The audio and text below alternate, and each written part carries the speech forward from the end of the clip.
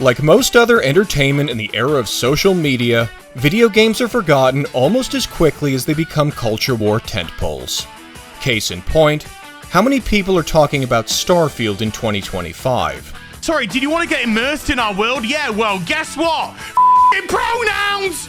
Even so, there are a handful of games that transcend the passage of time to remain relevant over a decade after launch day, and there is perhaps no more underappreciated example of this phenomenon than Skate 3. Despite something of a successor expected a few days from now, Skate 3 remains a cornerstone of video game culture, in no small part due to the frankly astounding number of tricks players are allowed to perform. That said, while the game offers a deep bag ranging from modern street maneuvers to classic vertical operations, there are many tricks, especially from the 1980s, that the game flat out refuses to allow the player to perform. And to that we say, try to stop us. Here are 10 illegal 80s tricks that you can try right now in Skate 3.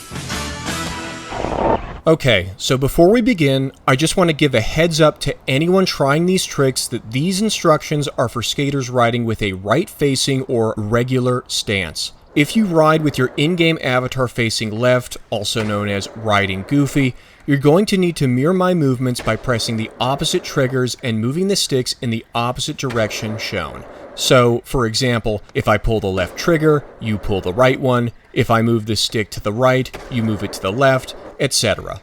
And with that, let's start out with a brief history lesson and our first trick. For its first few decades, skateboarding existed as little more than sidewalk surfing, limited to emulating the maneuvers of the aforementioned board sport on flat ground and banked asphalt. All that changed in the 1970s. With a drought in Southern California resulting in an abundance of empty swimming pools and the invention of the urethane wheel, skaters now had an entirely new terrain and the tools to conquer it. Progressing from low-level carves and kick turns to riding over the light and turning on tile, these pioneers eventually took their trucks to the coping, and with that, the lip trick was born. As concrete skate parks became ubiquitous in the following years, lip tricks quickly evolved from simple slashes to precision maneuvers, a process that would only escalate into the next decade. The invention of the modern half-pipe and mini-ramp further facilitated this revolution, enabling innovators like Neil Blender and Ben Schroeder to vastly expand the lip trick lexicon with a menagerie of different slides and grinds. Ironically known for flying above the coping instead of riding on it, Christian Hosoi was also an early proponent of technical lip tricks, combining the alley-oop 50-50 with the backside Smith grind invented by Monty Nolder to create the alley-oop backside Smith. Alright, so despite being a technical lip trick in real life, pulling off an alley-oop backside Smith grind in Skate 3 is more about timing than it is technical execution. So, once you drop in, you're going to want to slightly tilt the left stick so that your skater is going frontside against the wall, and then, right before you reach the top of the ramp, push right on the left stick and quickly do a full clockwise rotation to whip yourself around into a backside position before you hit the coping. That's it. You don't need to use the right stick at all to lock into the grind like you would on a normal backside Smith. You just need to get the timing right, and once you do, it becomes pretty trivial to do a truly sweet alley-oop back Smith. Not long after learning how to grind along the lips of empty swimming pools, skaters learned how to take flight above them, ushering in the age of the aerial. By the end of the 1970s, skaters had already progressed aerial operations to multi-foot moments of flight, stringing them back and forth in a single line, and, critically, combining them with maneuvers on coping, setting the foundation for the following decade. Like lip tricks, aerials became far more intricate in the 1980s, as skaters continued to find new ways to innovate. While some advancements came from skaters contorting their bodies and boards above the coping, others came from skaters smacking the top of the ramp on re-entry. Building off of Neil Blender's Lien Air, Alan Losey would become one of the first skaters to hit the back of his board during an aerial maneuver, inventing the lean to tail, and with it, one of the most ubiquitous maneuvers of the entire decade.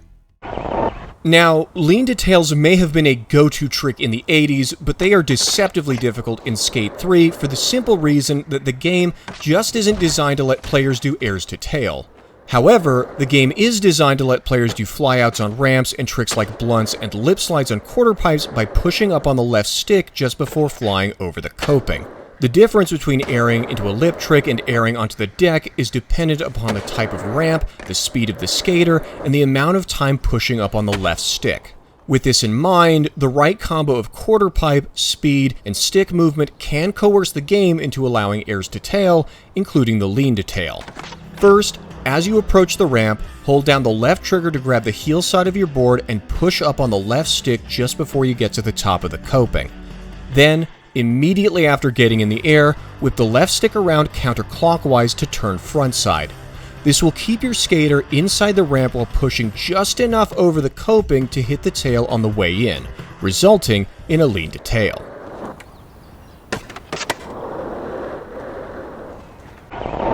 Popular as the lean to tail may have been, it was far from the only aerial invention of the decade. Combining two 70s innovations, the backside air and the tail tap, Neil Blender would invent the backside air to tail in the early 1980s. Due to the way the tail tap portion of this maneuver rattled its rider on re-entry, it was dubbed the body jar, and would go on to be a staple of 80s skateboarding, often performed in tandem with the aforementioned lean to tail. Okay, so the approach to body jars in Skate 3 is pretty much identical to the lean to tail, just turning backside instead of frontside.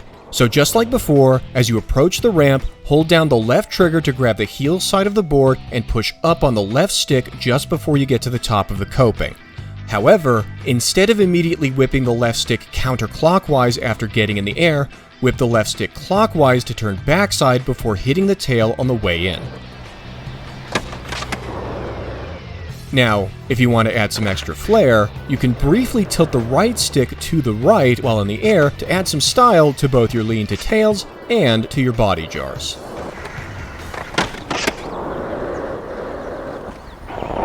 Of course, tricks to tail were far from the only aerial innovations popularized in the 1980s. Going back once more to the late 70s, a Southern California pro named Dennis Agnaw would put his own twist on the backside air by deliberately kicking his back foot off of his board, becoming one of the very first people to perform a one-footed aerial maneuver on a skateboard. Contemporary pro Mickey Alba would build off of this innovation in the early 80s, becoming the first rider to kick his front foot off of his board, inventing the judo air, and in doing so, cementing one-footed airs as a staple of 80s skateboarding. Inspired by the emergence of this new aerial variant, an obscure young pro you might have heard of named Tony Hawk decided to innovate even further, not only by taking both feet off of his board mid-air to invent the airwalk, but also by inventing the Madonna. Combining Alba's judo air with Losi's lean to tail, the maneuver was named after one of the most popular musical artists of the decade, making it possibly the most 1980s skateboard trick ever invented. Fun fact, because Madonna happened to be married to a certain actor during that decade, the backside variant of her namesake was dubbed the Sean Penn. So, given that the Madonna is essentially just a one-footed version of the lean to tail we just covered, this should be pretty easy to learn once you have those down. Once again, you'll hold down the left trigger to grab the heel side of your board and push up on the left stick just before you get to the top of the coping. Once you get into the air, in addition to immediately whipping the left stick around counterclockwise to turn frontside, immediately press and hold the X button to kick your front foot behind your board. Once you are lined up with the ramp and start descending, release the X button so that you get your foot back onto the board before hitting the tail on the way in and roll away like a material girl in a material world because you, my friend, just landed the Madonna.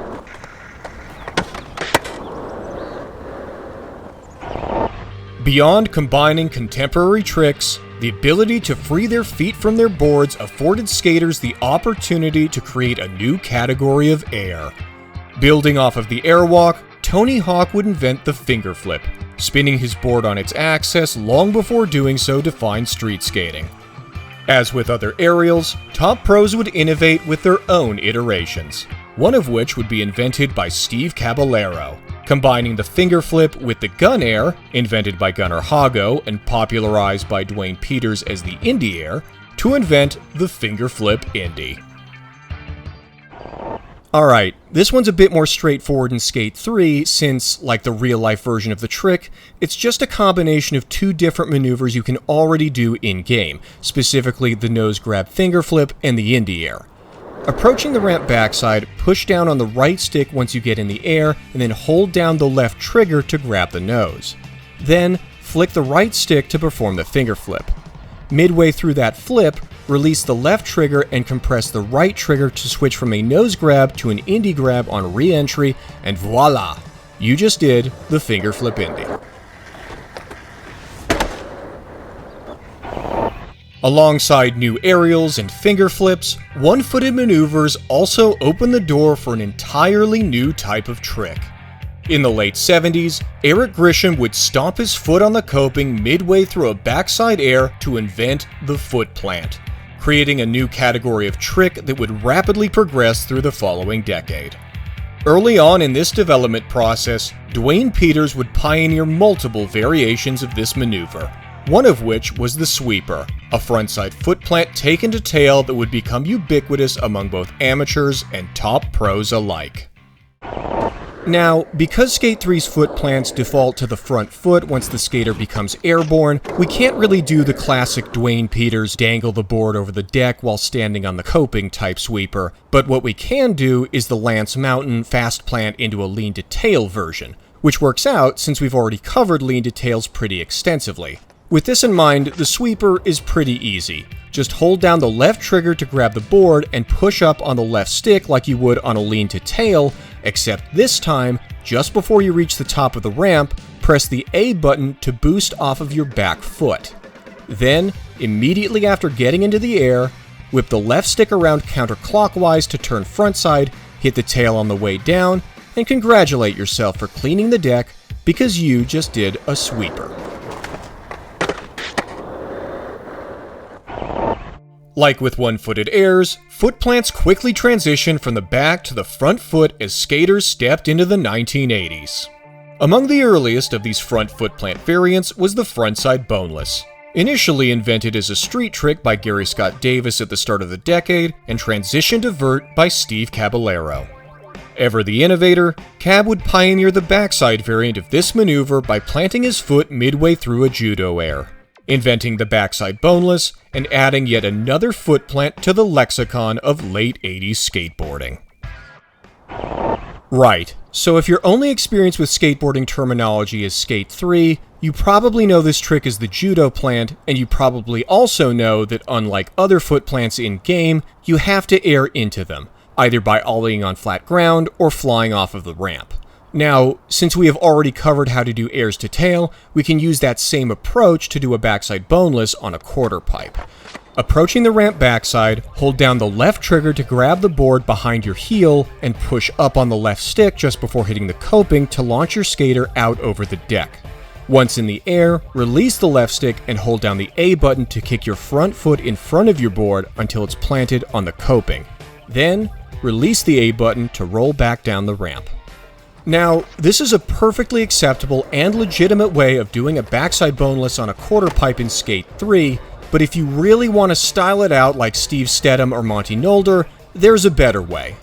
Once again approaching the ramp backside, grab the board by holding down the left trigger, but instead of pushing upward on the left stick to get onto the deck, push downward and slightly to the right on the left stick to do a backside power slide up the last section of the ramp. Doing this prior to holding down the A button will position your skater over the deck while keeping the board high in the air, and while this approach will cause you to hang up on almost any other trick, it opens the door for doing one hell of a backside boneless. Popular as foot plants may have been in the 80s, few tricks were as omnipresent or iconic as the hand plant. Emerging in tandem with their step-based sibling in the late 70s, hand plants quickly proliferated in skate parks, with over half a dozen variants invented in a matter of months.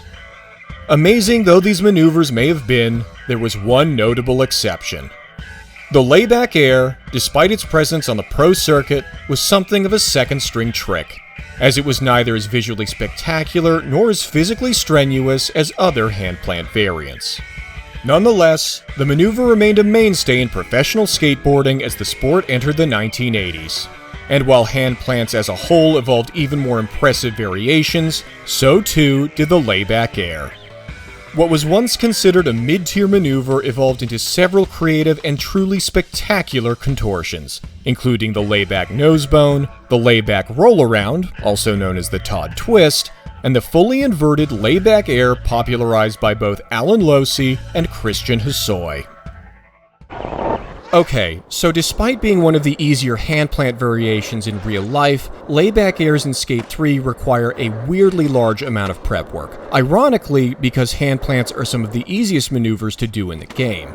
See, unlike in the real world, where there are a lot of factors to consider when doing a handplant, which hand is grabbing the board versus which one is grabbing the coping, what part of the board you're grabbing, hoisting your body into an inverted position, etc. In Skate, all you have to do to land a handplant is press the right bumper, and the only thing influencing what type of handplant you're doing is what direction you are tilted prior to the plant. While this makes it trivially easy to do a really cool trick, it also takes a lot of agency away from the player. For example, you can't early grab Indy while going backside in order to do an eggplant, because it'll just automatically switch hands to make you do an andret, and even if you could early grab to predetermine the plant, the grab you would need to do in order to pull off a layback air, the mute grab, requires you to be in the air prior to grabbing in-game, making it a complete non-starter.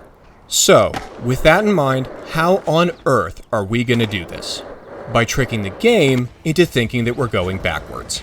See, when you land faking on a half-pipe in Skate 3, the game automatically makes your skater go into switch stance, transitioning back into your normal stance once you go up and down the other side of the ramp. However, if you grab the board by holding down the left trigger while riding switch and keep holding it once you're moving in the direction of your normal stance, the game will still think that you are riding switch, effectively tricking the game into allowing you to early grab mute and causing the animations for the switch versions of handplants to work in reverse when you click the right bumper, and in doing so, transitioning what would have been a switch frontside handplant into a layback air.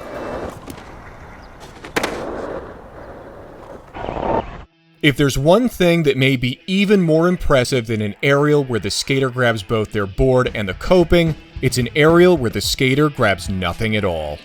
Co-invented by Jeff Tatum and Alan Gelfand in 1978, the Ollie Air revolutionized vertical skateboarding long before becoming the staple of modern street.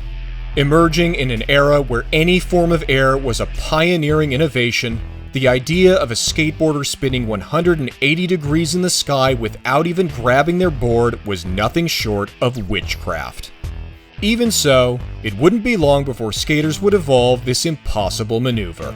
And in 1980, a young Steve Caballero would take the no-handed aerial into uncharted territory, rolling backwards up the ramp and spinning 360 degrees in the air. Dubbed the Caballerial, this new twist on the ollie, like those that came before, proved exceedingly difficult for top riders to execute. One of these pros, Lance Mountain, proposed that grabbing the board midway through the maneuver might make it easier to land, an idea that would evidently offend Neil Blender, who would say that the suggested trick would, quote-unquote, look gay. Yeah. Casual homophobia aside, this queer variant of the Caballerial, grabbing the board between the legs with the front hand, was successfully landed, and with it, the gay twist was born.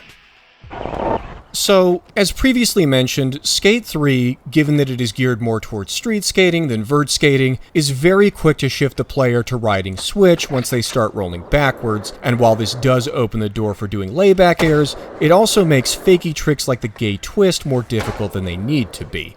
To be clear, I say more difficult than they need to be, and not simply difficult, because while you have to put more effort into riding fakey in the game than you would in real life, it's not that much more effort. Once you get some air on one side of a quarter pipe and come back down fakey, all you have to do to stay in fakey is hold down the right stick before you go into switch stance, allowing you to stay in fakey as you approach the other side of the ramp. Once you approach the top of the opposing ramp, you can release the right stick, and if you have enough speed, you will get air above the coping while still riding fakie. Once in the air, push left on the right stick and press the left trigger to grab mute, while simultaneously pushing right on the left stick until you spin 360 degrees, landing the original between the legs version of the gay twist. Now, that's all well and good, but if you want to add some style, you can release the right stick from the left once you grab the board and immediately push it to the right, allowing you to do a tuck knee and truly fabulous variant of the gay twist.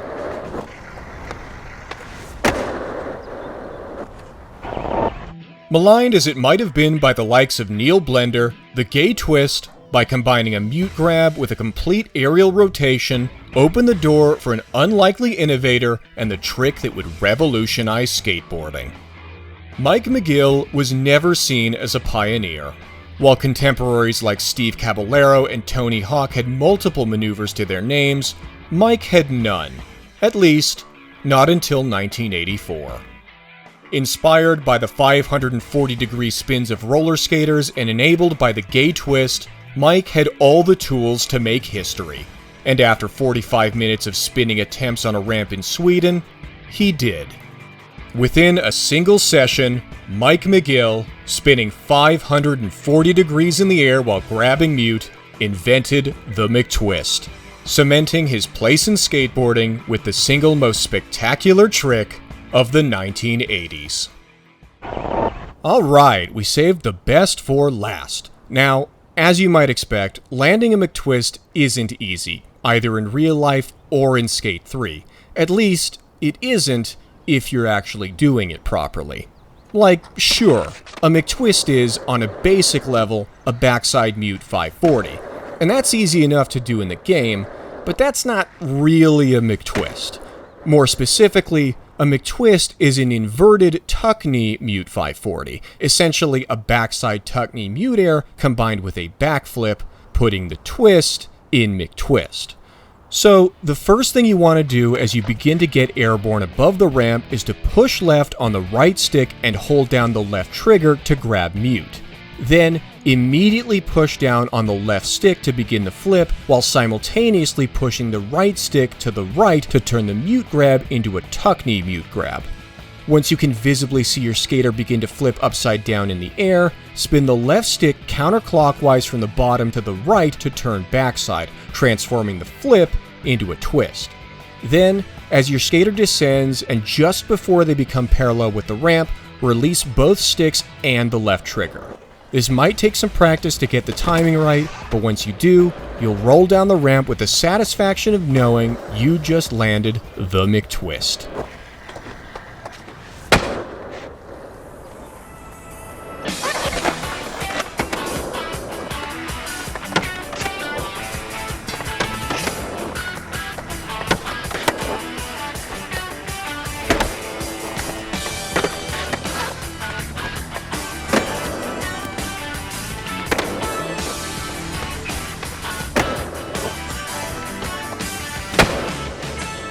And there you have it. Those are 10 illegal 80s tricks that you can do right now in Skate 3. But they're far from the only rule-breaking maneuvers you can coerce out of the game. What are your favorite airs, flips, and grinds to force out of the physics engine? Do you plan on trying any of these or any other illegal tricks in the free-to-play sequel? Let us know in the comments, be sure to drop a like, subscribe, and ring that bell to catch more content like this from the classiest cavern on the World Wide Web.